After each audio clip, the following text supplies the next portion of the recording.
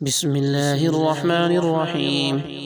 الحمد لله الذي أنزل على عبده الكتاب ولم يجعل له عوجا قيما لينذر بأسا شديدا من لدنه ويبشر المؤمنين الذين يعملون الصالحات أن لهم أجرا حسنا ماكثين فيه أبدا وينذر الذين قالوا اتخذ الله ولدا ما لهم به من علم ولا لآبائهم كبرت كلمة تخرج من أفواههم إن يقولون إلا كذبا فلعلك باطع نفسك على آثارهم إن لم يؤمنوا بهذا الحديث أسفا إنا جعلنا ما على الأرض زينة لها لنبلوهم أيهم أحسن عملا وإنا لجاعلون ما عليها صعيدا جرزا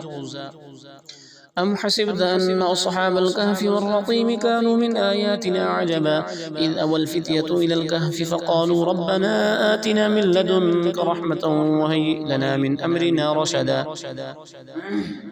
فضربنا على آذانهم في الكهف سنين عددا ثم بعثناهم لنعلم أي الحزبين أحصى لما لبثوا أمدا نحن نقص عليك نبأهم بالحق إنهم فتية آمنوا بربهم وزدناهم هدى وربطنا على قلوبهم إذ قاموا فقالوا ربنا رب السماوات والأرض لن ندعو من دونه إلها لقد قلنا إذا شططا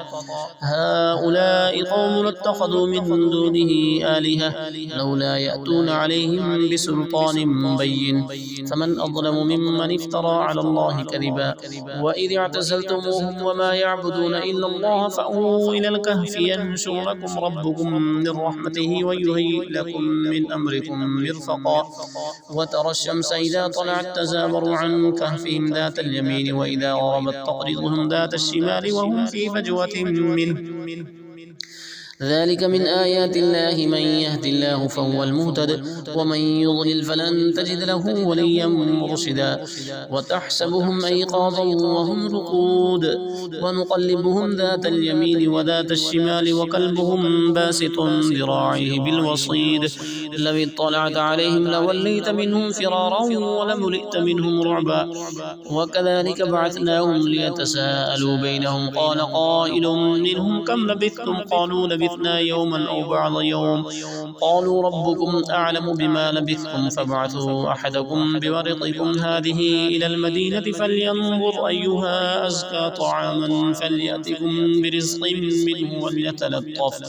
وليتلطف ولا يشعرن بكم أحدا إنهم إن يظهروا عليكم يرجموكم أو يعيدوكم في ملتهم ولن تفلحوا إذا أبدا وكذلك أعثرنا عليهم ليعلموا أن وعد الله حق وأن الساعة لا ريب فيها إذ يتنازعون بينهم أمرهم فقالوا بنوا عليهم بنيانا ربهم أعلم بهم قال الذين غلبوا على أمرهم لنتخذن عليهم مسجدا سيقولون ثلاثة رابعهم كلبهم ويقولون خمسة سادسهم كلبهم رجما بالغيب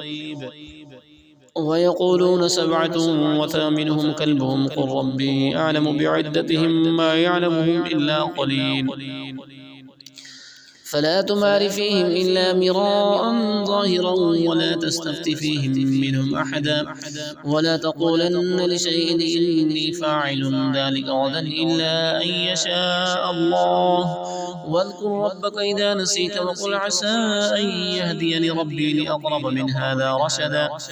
ولبثوا في كهفهم 300 سنين وازدادوا 9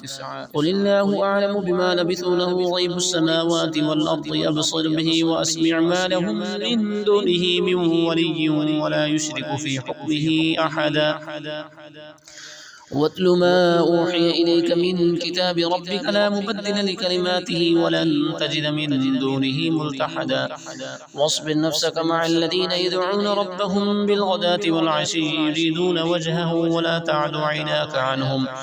تريد زينة الحياة الدنيا ولا تطع من أغفلنا قلبه عن ذكرنا واتبع هواه وكان أمره فرطا وقل الحق من ربكم فمن شاء فليؤمن ومن شاء فليكفر إنا أعتدنا للظالمين نارا أحاط بهم سرادقها وإن يستغيثوا يغاثوا بماء كالمهل يشوي الوجوه بئس الشراب وساءت مرتفقا. إن الذين آمنوا وعملوا الصالحات إنا لا نضيع أجر من أحسن عملا أولئك لهم جنات عدن تجري من تحتهم الأنهار يحلون فيها من أساور من ذهب ويلبسون ثيابا خضرا من سندس واستبرق متكئين فيها على الأرائك نعم الثواب وحسنت مرتفقا. واضرب لهم مثل الرجلين جعلنا لأحدهما جنتين من أعناب وحففناهما بنخل وجعلنا بينهما زرعا كلتا الجنتين آتت أكلها ولم تظلم منه شيئا وفجرنا خلالهما نهرا وكان له ثمر فقال لصاحبه وهو يحاوره أنا أكثر منك مالا وأعز نفرا ودخل جنته وهو ظالم لنفسه قال ما أظن أن تبيد هذه أبدا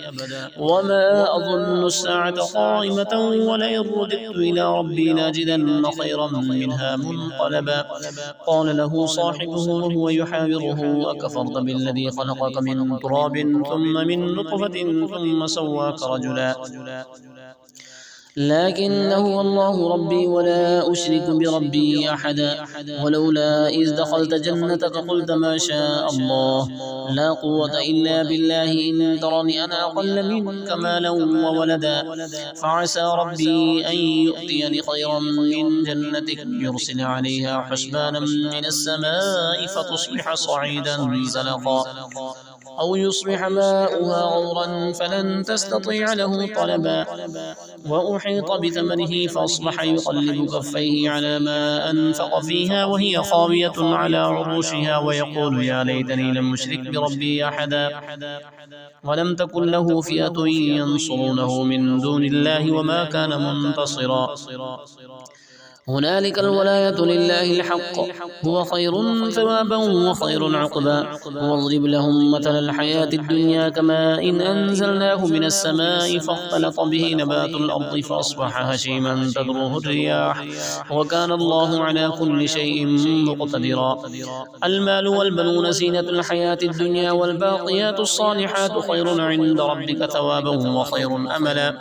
ويوم نسير الجبال وترى الأرض بارزة وحشرناهم فلم نغادر منهم أحدا وعرضوا على ربك صفا لقد جئتمونا كما خلقناكم أول مرة بل زعمتم أن لن نجعل لكم موعدا ووضع الكتاب فترى المجرمين مشفقين مما فيه ويقولون يا ويلتنا ما لهذا الكتاب لا يغادر صغيرة ولا كبيرة إلا أحصاها ووجدوا ما عملوا حاضرا ولا يظلم ربك أحدا وإذ قلنا للملائكة اسجدوا لآدم فسجدوا إلا إبليس كان من الجن ففسق عن أمر ربه أفتتخذونه وذريته أولياء من دوني وهم لكم عدو بئس للظالمين بدلا ما أشهدتهم خلق السماوات والأرض ولا خلق أنفسهم وما كنت متخذ المضلين عضدا ويوم يقول نادوا شركائي الذين زعمتم فدعوهم فلم يستجيبوا لهم وجعلنا بينهم موبقا ورأى المجرمون النار فظنوا أنهم مواقعوها ولم يجدوا عنها مصرفا ولقد صرفنا في هذا القرآن للناس من كل مثل وكان الإنسان أكثر شيء جدلا وما منع الناس أن يؤمنوا إذ جاءهم الهدى ويستغفروا ربهم إلا أن تأتيهم سنة الأولين ويأتيهم العذاب قبلا وما نرسل المرسلين إلا مبشرين ومنذرين ويجادل الذين كفروا بالباطل ليدحضوا به الحق واتخذوا آياتي وما أنذروا هزوا ومن أظلم ممن ذكر بآيات ربه فأعرض عنها ونسي ما قدمت يداه إنا جعلنا على قلوبهم أكنة أن يفقهوا وفي آذانهم وقرا وإن تدعهم إلى الهدى فلن يهتدوا إذا أبدا وربك الغفور ذو الرحمة لو يؤاخذهم بما كسبوا لعجل لهم العذاب بل لهم موعد لن يجدوا من دونه موئلا وتلك القرى أهلكناهم لما ظلموا وجعلنا لمهلكهم موعدا وإذ قال موسى لفتاه لا أبرح حتى أبلغ مجمع البحرين أو أمضي حقبا فلما بلغا مجمع بينهما نسيا حوتهما فاتخذ سبيله في البحر سربا فلما جاوزا قال لفتاه آتنا غداءنا لقد لقينا من سفرنا هذا نصبا قال أرأيت إذ أوينا إلى الصخرة فإني نسيت الحوت وما أنسانيه إلا الشيطان أن أذكره واتخذ سبيله في البحر عجبا قال ذلك ما كنا نبغي فارتدا على آثارهما وقصصا فوجدا عبدا من عبادنا آتيناه رحمة من عندنا وعلمناه من لدنا علما قال له موسى هل أتبعك على أن تعلمني مما علمت رشدا قال إنك لن تستطيع معي صبرا وكيف تصبر على ما لم تحط به خبرا قال ستجدني إن شاء الله صابرا ولا أعصي لك أمرا قال فإن اتبعتني فلا تسألني عن شيء حتى أحدث لك منه ذكرا فانطلقا حتى إذا ركبا في السفينة خلقها قال خلقتها لتغرق أهلها لقد جئت شيئا إمرا قال ألم أقل إنك لن تستطيع معي صبرا قال لا تؤاخذني بما نسيت ولا ترهقني من أمري عسرا فانطلقا حتى إذا لقيا غلاما فقتله قال أقتلت نفسا زكية بغير نفس لقد جئت شيئا نكرا قال ألم أقل لك إنك لن تستطيع معي صبرا قال إن سألتك عن شيء بعدها فلا تصاحبني قد بلغت من لدني عذرا فانطلقا حتى إذا أتيا أهل قرية استطعما أهلها فأبوا أن يضيفوهما فوجدا فيها جدارا يريد أن ينقض فأقامه قال لو شئت لاتخذت عليه أجرا قال هذا فراق بيني وبينك سأنبئك بتأويل ما لم تستطيع عليه صبرا أما السفينة فكانت لمساكين يعملون في البحر فأردت أن أعيبها وكان وراءهم ملك يأخذ كل سفينة غصبا وأما الغلام فكان أبواه مؤمنين فخشينا أن يرهقهما طغيانا وكفرا فأردنا أن يبدلهما ربهما خيرا منه زكاة وأقرب رحما وأما الجدار فكان لغلامين يتيمين في المدينة وكان تحته كنز لهما وكان أبوهما صالحا فأراد ربك أن يبلغا أشدهما ويستخرجا كنزهما رحمة من ربك وما فعلته عن أمري ذلك تأويل ما لم تستطع عليه صبرا ويسألونك عن ذي القرنين قل سأتلو عليكم منه ذكرا إنا مكنا له في الأرض وآتيناه من كل شيء سببا فأتبع سببا حتى إذا بلغ مغرب الشمس وجدها تغرب في عين حمية ووجد عندها قوما قلنا يا ذا القرنين إما أن تعذب وإما أن تتخذ فيهم حسنا قال أما من ظلم فسوف نعذبه ثم يرد إلى ربه فيعذبه عذابا نكرا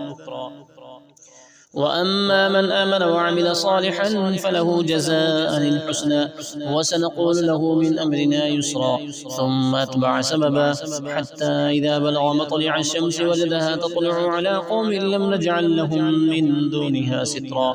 كذلك وقد أحطنا بما لديه خبرا ثم أتبع سببا حتى إذا بلغ بين السدين وجد من دونهما قوما لا يكادون يفقهون قولا قالوا يا ذا القرنين إن يأجوج ومأجوج مفسدون في الأرض فهل نجعل لك خرجا على أن تجعل بيننا وبينهم سدا قال ما مكنني فيه ربي خير فأعينوني بقوة أجعل بينكم وبينهم ردما آتوني زبر الحديد حتى إذا ساوى بين الصدفين قال انفقوا حتى إذا جعله نارا قال آتوني أفرغ عليه قطرا فما استطاعوا أن يظهروه وما استطاعوا له نقبا قال هذا رحمة من ربي فإذا جاء وعد ربي جعله دكا وكان وعد ربي حقا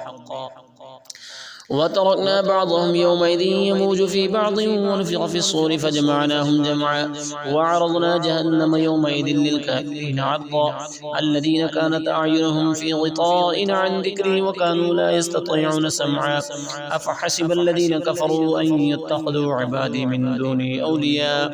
إنا أعتدنا جهنم للكافرين نزلا قل هل ننبئكم بالأخسرين أعمالا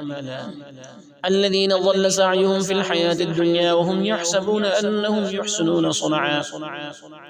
أولئك الذين كفروا بآيات ربهم ولقائه فحبطت أعمالهم فلا نقيم لهم يوم القيامة وزنا ذلك جزاؤهم جهنم بما كفروا واتخذوا آياتي ورسلي هزوا